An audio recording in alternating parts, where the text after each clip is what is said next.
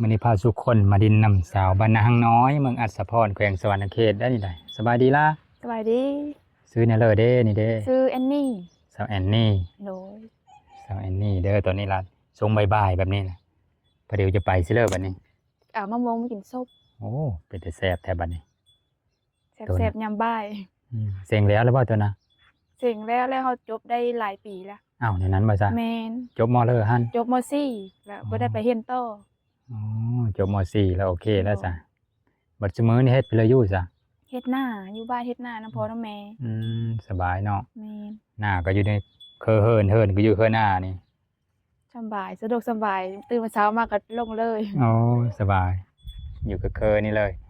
คอยกันมาเท่าก่อนนั่นล่ะเห็นน้องเพิ่นอยู่ในนี่เห็นว่าน้องเพิ่นมีขี้คุยเว้านำมาลอยคือคนหูจักเดียวจักเทเลอเถอนี่ก็เลยขอเฟซน้องเพิ่นว่าจักมื้อยังมาถ่ายคลิปนำเด้อน้องเพิ่นก็โอเคมื้อนี้ล่ะได้โอกาสพาบ่จอยมาแวะมาดินน้ำน้องบ่ได้เรียนต่อบ่ล่ะบ่ได้เรียนต่อมันยะนำรถนำล่างอะไรแล้วมันก็เดินทางไกลแน่แหละบ่ได้เรียนต่อบ่ได้เรียนต่อเนาะแม่นจบม .4 แล้วก็พักเฮ็ดเวียกเฮ็ดงานช่วยพ่อแม่บ่แม่นอยู่เฮ็ดไร่เฮ็ดนานำพ่อนำแม่บ่ได้ไปทำงานเท่าใดบ่บ่ได้สู้ไปรับจ้างว่างๆจังได้ไปหันนะก็คือว่า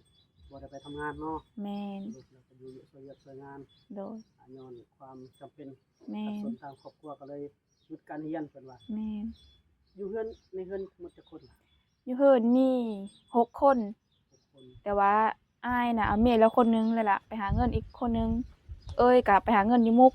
คนนึงและตอนนี้อยู่3คน3คนเนาะแม่นมีเฮามีพ่อแล้วก็มีแม่อยู่นำกัน3คนอ๋ออยู่3คนนะ3คนพี่น้อง3คนในครอบครัวแม่นรวมทั้งเบิดมี6คน6คนแต่ว่าตอนนี้ยัง3โดยข้างหลังนี่เพื่อนเพิ่นเด้อท่านผู้ชมเนาะมีแต่เฮินเราก็ยังลำบากอยู่เนาะยังสู้ชีวิตอยู่เนาะนี่ก็เลยมีเพื่อนที่ว่าหน้าแน่นแข็งๆเพิ่นว่าเนาะโอ้สบายแล้ว FC เฮาจังเลยสาวโสดตัวซั่นนี่สาวโสดเนาะท่านผู้ชมโดยแม่สาวโสดสาวนาหังน้อยสาวสาวลือได้นี่ไปหากินมะม่วงเฮาบัดนี้ไปขอเอาน้ำเขาน้ำลายแตะล่ะจะกินส้มมะม่วงล่ะ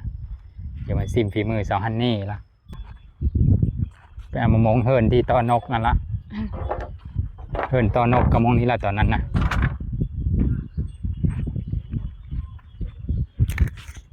มะม่วงกินส้มสงบ่ายๆนั่นนี่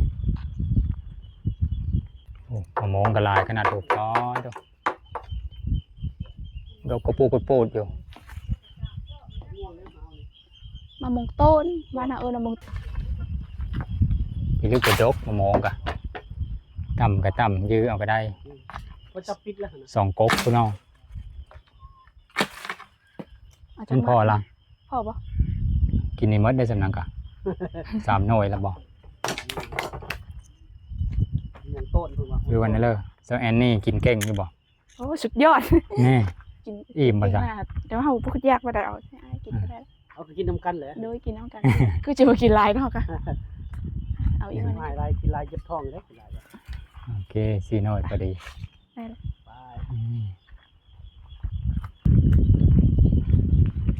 ไปได้เอาแปลงไปได้กินแซ่บๆแล้วโหพักเพิ่นทั้งหลายนี่น่ะปูดอยู่หอยยุ่ๆยำๆอยู่ดอกโตเอาไว้ปูไว้ขายไว้ปูที่ห้องนั่นก็มีทางเครื่องออนไลน์ไปเห็นแล้วบ่บัดนี้มีคนขี่โต๊ะแล้วบ่ใช่เครื่องมีฮอดจักเด้อฮอดเงินเอาไปละแน่เงินก็เอาไปกินก่อนล่ะเขามักขี่โต๊ะได้เพิ่นโอนเงินไปก่อนเคยเจอคือเดียว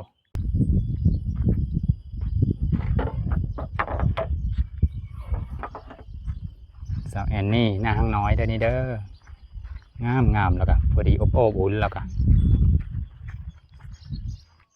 เหินกันอันเยอะอันนี้เลยขึ้นไปตำปลาแดะกินน้ำเดียวอยู่พุ่นได้ไหมเลยตำอยู่เฮินโคแล้วพุ่นแหละโตกันไปแล้วนะเป่งมะม่วงเฮ็ดเป่งมะม่วงหอมห้วยโดดพุ่นเฮ็ดมะม่วงแผ่นมะม่วงเป่งมันแห้งทั้งกะห้ำบอก ก็เฮา ก่อ แล้วก็ ไว้ เอาซื้อกล่องไว้ ยัดตู้เย็นไว้บ่ แม่น เยอะยำเลยก็เอามากินสบาย เฮ็ดกินไว้บัดยามหน้าย ำมะม่วงหมดพุ่นแล้วเนาะ แม่น ตอนนี้มันหลายอยู่เด้คลอง มีของผมเนาะ ยางคาไปอยู่คลองก็ นี่ก็ ตีของแรงแล้วเนาะ 3มื้อแรงตีของแรง เคยจะเฮ็ดอยู่เฮ็ดกินอยู่นึ่งข้าวแล้วสาแบบนี้เถอะ ไปจะน้อย อือฮึ บ่ใส่หลายแล้วก็มันเค็ม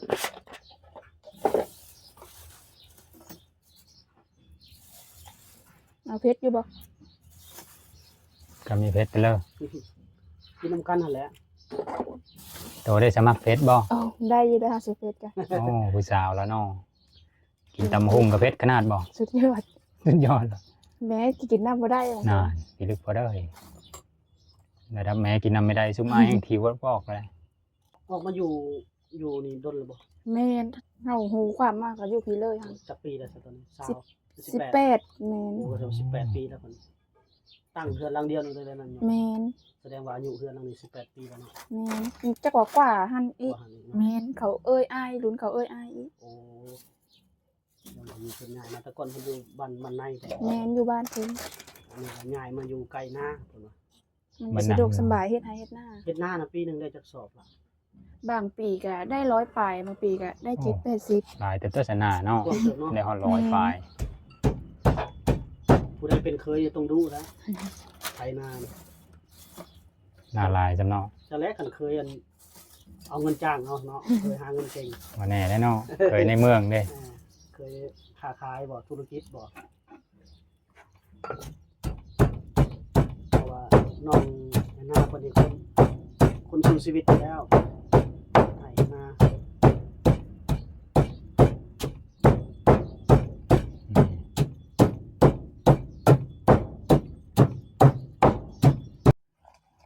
คนคอยเจียวกินสมกันคน แล้วไว้อีลิสะ ต้องเฮาพากันกินสม3 โมงเนาะไอ้สิรับผิดชอบเนาะ เป็นโทษแล้วเฮานี่ พากินส้มจน3 โมง น้องแอนนี่เป็นโทษละเลยเจ็บท้องต้องโทรให้เราเอายาไปเฮ้ยซื้อยามาเฮ้ยคอยได้เจ้าดึกดื่นจำเลยได้ไปแล้วเราก็ โน้เป็นโทษละ อืม พากินส้มจำ น้อง คำ ไอ้นา ซ้ำ บ่ได้ขับรถไถนาเด้ไถอ ครับ ยู่ ครับกะมันรถไถมันขับเนี่ยแล้วบ่อยากขับว่า ไถนาซอยพออยู่บ่ ไถอยู่2 ปีนั้นไถหุดจนแล้ว โอ้ 2 ปีนั้นไถหุดจนแล้ว โอ้ เก่งเลยจ้ะ บ่เบิ่งจากกระโตเรานี่เราน่าจะไถนาซอยพอได้ตามนี้ น่าจะแข็งแห้งเนาะ แสดงว่าแบกเฮาได้แล้วจ้ะ อ้าว อองเมื่อผู้บ่าวเจ็บขานี่อองเมื่อได้แล้วน้ำหนักเท่าใดจ้ะ น้ำหนักมัน60บ่60 50 60นี่แหละ มา ห้า แม่นเปล่า60ปลายแล้วบ่ แต่ละเธอติดนะ60 เออคนก็ตัวใหญ่อยู่ซะเนาะ แม่คนหาง่าย แต่น้ำหนักก็บ่ได้นั่น อืม คิดว่าน่าจะ65คนละ 60อย่างขึ้นก็62 อืม ไม่แน่ใจก็ไอ้ายย่อเบิ้ง เข้ม ขนาดเจอเกินน้อยก็ยังเข้มบ่ปลาแดะเข้มบ่ ปลาแดะมันบ่แซ่บ อืมปลาแดะเฮ็ดเองบ่ แม่นปลาแดะแม่เอ็ด อืมปลาแดะธรรมชาติเฮ็ดเองเลย นี่ โอ้บ่ได้เฮ็ดเอง นี่แม่นปลาแดะปรุงเด้ ยามนายามนั้นคือสิได้ปลาหลายเนาะ แม่นได้คันแม่นเฮ็ดอันไส้แห้งสิได้แหละเพราะมันเป็นสายน้ำลงไปห้วยได้หน้าได้ บัดยามนั้นเด้ออ้ายจังมายามนี่เด้อ โดย เสียนไปยามเพิ่นตอนเพิ่นไปยามลี่ยามจิบหั้นนะ โดย โอ้เฮ็ดซ้อนเฮ็ดใส่เพิ่นน่ะบ่คักแล้วจ้ะ โทรหาไอ้จอยได้อว่ามาได้ช่วงนี้ปลาหลายได้เด้อ โดย พอได้มีทงหิวเมือง และคันมาได้แล้วแนวแนวมือ วางเงินเนี่ยยังมีอันนั้น พอได้ไปซิ่วมาเฮ็ดปลาแดะบ่ แม่น มาแล้วแล้วให้แล้วหน้าจะมายามเฮ็ดออก เฮ็ดตับน่ะบ่เฮ็ดพวกออกเนาะ พวกเฮ็ดพวกออก ดำหน้าแล้วใหม่ มีเฮ็ดเก็บอยู่เท่านี้ก็ได้พาเฮ็ดได้นะ ไปหา เคยโดนห่อ โคกแถวทางทิศบ้านให้ เคยโดนห่อได้จ้ะมีอ้อย โดนห่อบ่ได้สู้ไปนะเฮามีแต่ไปแถวทางโคกแถวทาง บ้านน้ำมนต์บ้านบางไห่ แถวน้ำมนต์บ้านเฮามาเมื่อกี้นี่นะ แม่นทิศแถวพุ่นละ คันถ้ามันส้มหลายนี่ต้องเลาะได้ต้องเลาะกินเปิ้ลมันนำแล้วพี่ส้มไปเลยลดความ จัง ส้ม บ่ส้มปานใดคันกินข้าวทางเปิ้มัน แม่นล่ะ มีตามภูมิ มี กันมะม่วงกระซอนี่ส่วนหลายมีได้เลาะเปิ้ลแหล้ว เฮาถ้ากินน่ะส่วนหลายเฮาบ่ได้ปอกได้อันนี้มันจังบ่ส้ม แม่นล่ะเว้าคือเดียวอยู่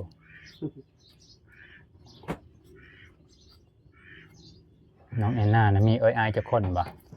มีอ้าย2คนเอ้ยผู้หนึงเฮาเป็นลูกหลานหมู่ อยู่ลาบ่นี่นะ แม่น เอ้ยก็เอาโพแล้วบ่ เอาแล้วได้ลูกหนึงแล้วอ้ายก็เอาเมผู้หนึงยังผู้หนึง ลูก แสดง สาวหลานเนาะ แม่น แสดงว่าทอสาวลานี่ยังโสดเนาะ แม่นยังโสดลูกสาวลา เคยแล้วบ่เคยอยู่สระแล้วบ่ ยังและยังมีหลายปีอยู่ หลายปี ยังลิ้นยังกินอยู่ล่ะยังบ่อยากได้ยานั่น อ๋อหาก็18เองเนาะ แม่ หาก็เริ่มเป็นผู้สาว ยังชีวิตยังได้ใช้อีดอน อยากใส่ชีวิตอิสระเนาะ โดยแม่น กันถ้าเอาโพแล้วได้บ่ กันเอาผู้แล้วก็เบิดได้แต่ว่าก็คันยังบ่ทันได้ลูกก็ยังได้ลิ้นได้กินอยู่ดอกกันเอาผู้ก็ คันได้ลูกแล้วก็คือจบเลย แม่นบ่ แม่น แต่ว่าแฟนยังบ่มีเนาะแฟนกันเนาะ ยังบ่มียังโสด โสดสนิท พร้อมอยากมีแฟนแล้วบ่ พร้อมแล้ว พร้อมเลยได้ พร้อมอยากมีแฟ แต่ น ว่า แล้ ยั ว งมีผู้ใดเข้ามาเนาะ แม่นยังบ่มี เป็นไงบ่มีคนถึกสเปคบ่หรือว่าอะไรหรือว่าบ่มีแบบใด ยังบ่มีคนเข้ามา บ่มีคนเข้ามาเลยเนาะ แม่ มีบ่ได้มาจีบเลยเนาะ แม่หน้าตาบ่พายนะคะเลยบ่สนใจ โอ้บอกไปแล้วเนาะ สำเนียงมาบ่ผ่านอีกเด้อ แล้วสาวงามแบบบ้าน แม่น ๆ FCI นี่โอ้สนใจหลายเรา FCI นะ บุญอบๆสำนี้แหล้วผู้ว่ามักงานวิจัยต่างประเทศเขาว่าคนค่อนข้างอบๆแน่ได้เขาเลิกเป็นคู่ครองนี่ กอดอุ่นบ่ อุ่นยามหนาวกอดอุ่นได้ คันยามร้อนนี่ยันบ่อยากกอดอยู่ยามมันร้อนตื่ม เป็นหันหลังเสียเดียวแล้วมั้ง3-4หน่วยหนึ่งก็ได้หลายลิซ่ะ พาไปนี่ล่ะ แล้วเราได้พ่อแม่พี่น้องเอ้ยน้องเอ็นนี่ปรุงประเดะไปแล้วล่ะเสิร์ฟข้าวไหม้คักมาคักเสิร์ฟข้าวไหม้หอยก็หลับป่าอีตุ๊ดมาตุ๊ดคุยติดขึ้นมานำมือผู้เจ้าลองมึงดู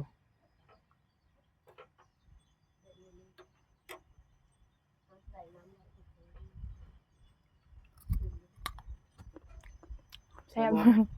แซ่บคือเก่า เห็นคือเก้า มาเด้อทุกคนกินส้มร่วมกัน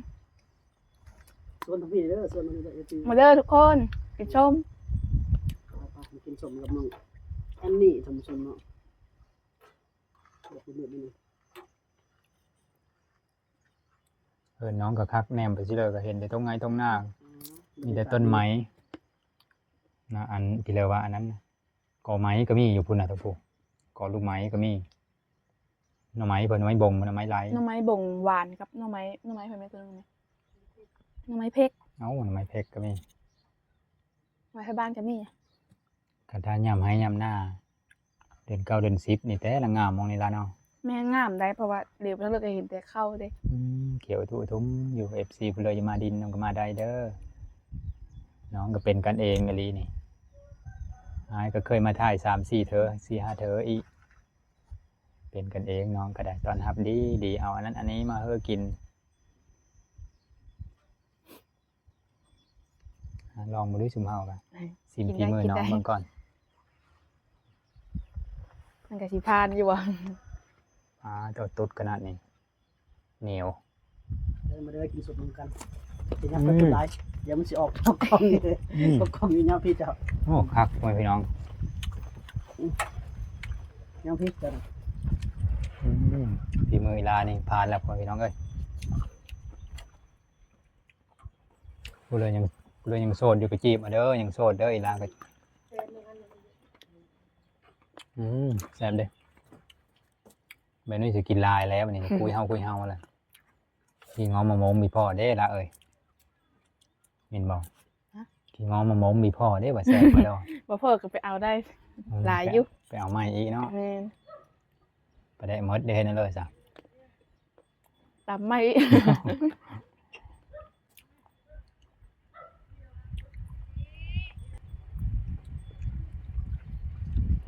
พี่ได้กินน้ำกินเอาอยู่ กินโจมกับน้ำ กินส้มกับ เนี่ย น้ำ นี้เนี่ยเจ็บท้อง ขาดขนาด หยับจังไก่ผู้สาวเลย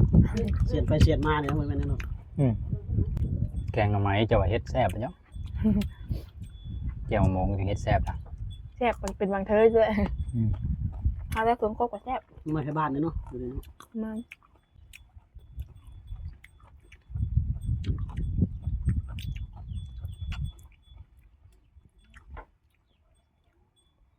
มันมีส้มเปลือแซ่บกินส้มกับมะม่วงต้น เครื่ ล่ะ องเลย อืม แซ่บกินกับนั่งกินกับผู้สาวเนี่ยแซ่บเนาะ อืม FC นี่อิจฉาแล้ว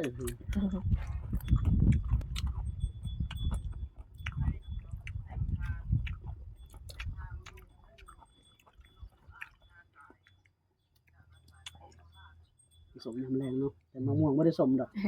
มะม่วงเครื่อง มันเนอะ แมนมะม่วงเครื่องแบบไม่อยากส้ม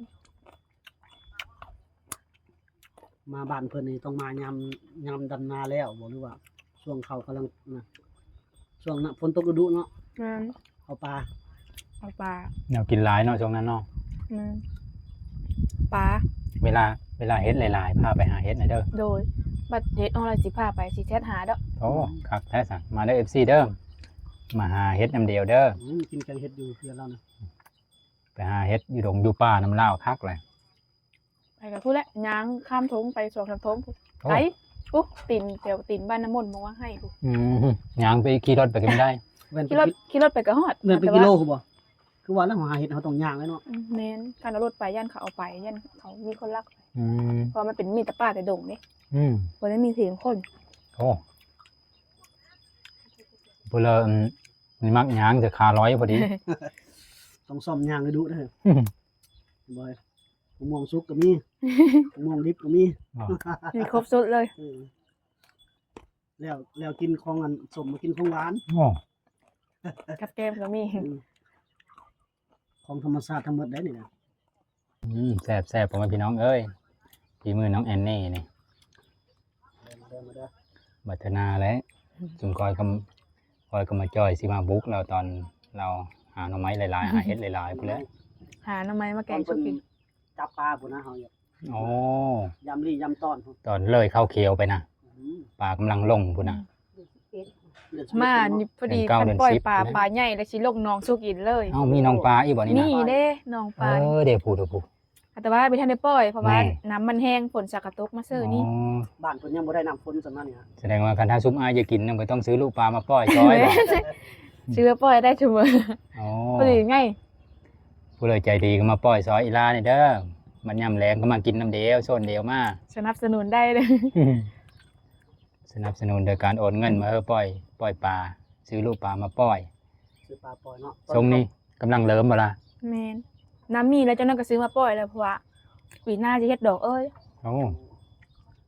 มันดองตัวเองที่ยังหลายปีคืออีลาเว้าหั่นล่ะ ยัง ในอีหลังปี ยังบ่เห็นครู ยังบ่เห็นครูยังบ่มาจักเถอะ ยังบ่ได้เกิด แม่นมื้อทาละทาโดนพุ่นละ เอาไปขาย เห็นอีลากินน้ำลายเธอแล้วนี่ โอ้ มันเผ็ด มากินน้ำเนาะแต่พอนึงเรายังซื้อพี่มีปัญญาแล้วกินน้ำลาย กินน้ำลายได้กินข้าวอิ่มมากินเท่าละจอกสองจอกก็มี เลิศลมแลนดีเอารถมีฮิวดีรอมมีกินเอาขออนุญาตนำไปเงี้ยวกับจุดเงี้ยวเลิงพุ่นละ ระดับนั้นมันมีไม่ดีต่อสุขภาพไปเรื่องหมอเป็นเบา กินน้ำเพิ่นก็กินหลายๆเลยจะว่าพูดอะไรจะเจ็บท้องมื้อแรกนี่ นี่แต่ละคนก็เต็มเจ็บท้องไว้ท่าละป้าอีลาเอาไปเรือมาอีอันนี้ โคแม่งทั้งเงอกับแม่งขนุนกับตั๊กแตนนะมาแต่บ้านเอ้ยไผ อืม เอามามื้อนี้เลยการคืนนี้แล้วก็เอ้ยโคมื้อเช้านี่ โอ้โตนะไปก้านนะ เฮาน่ะบ่ได้ไปซ้ำเมยเสะซับยาแล้วเราบ่ได้ไป นอน แม่งถังเยอะ เอ้ยไปการให้ เป็นเอาเลยนี่เบิ่งเลยแม่งเปล่าก็เอิ้นแม่งประเด้ บ้านเฮาเอิ้นแม่งมะลี่ อันทั้งหลังมันแดงๆนะบ่ แม่นทางหลังปีมันเป็นแดงๆ อ๋ งั้ อ นมันบนตามหลายคนเอิ้นเขาเอิ้นแม่งถังเยอะทุกคนอยู่กกเงียวก็มี อืม มันมีอยู่ตามถังขี้เยอะอัน อื นี้ ม เขาเอิ้นแม่งขี้เยอะมันอยู่ในกองขี้เยอะบ่เขาว่าจีมึงแม่น่ะตัวไข่นี่แซ่บได้นะ สิเด้อ ไข่มันเต็มท้อง ต้องเจอดีอีหลีสาวแอนนี่นี่ก็ได้ มาธนาเราจักละเอาไปเลยมาฟ้าเรา คันมีเป็ดสิ5เป็ดชูกินบ่ได้มื้อนี้ โตไปเลยไปเลยจ้ะเจอดี ใจ ให้ ดีเนาะ พ่อแม่พี่น้อง แต่ เอ้ย ตาอยากมาคู่มือได้อบัด กันว่างก็มากินข้าวง่ายพี่ก็ได้แต่ละมื้อก็ นาน กะสิมาก็เช็ดบ่ลงหน้าก็ได้เพราะสิได้หาเคิงไว้ท่า ผู้เลยเด้ละได้เอาไปเป็นภรรยาเด้เนาะจบดีก็ดอ คนเฮามักแบบนี้แหละมักคนใจดีแบบนี้แหละ อืมแม่ไปน้องนู่นมีเริ่มมักได้ทกก็ดอนี่ทกหญ้าก็ดอนี่ว่าแต่ทกหญ้าขนาดเพิ่นทกหญ้าในส่วนนี้เอาคนอันนั้นอันนี้มาเฮอกิน พี่เลยก็มีหมดอันผู้มีทกหญ้าเนี่ยเราไปเฮิ่นเพิ่นเราได้กินแต่น้ำแต่ซื้อก็ ขอให้ได้กินนะมันก็ยังไม่ได้กินบางคนก็ได้คลิปนี้ก็ประมาณนี้แล้วพ่อพี่น้องเอ้ยมาเจอเดียวคลิปแรก เดี๋ยวเราลุ้นนำเดียวว่าซุ่มเฮาลาพาเดียวไปเฮ็ดเผลออีแน่เอาเป็นว่าคลิปนี้ก็สำนี้ละขอขอบอกขอบเจอทั้ง FC มาทุกคนเด้อที่รับชมโฆษณาก็ได้ เดี๋ยวคลิปหน้าพอได้ใหม่เด้อ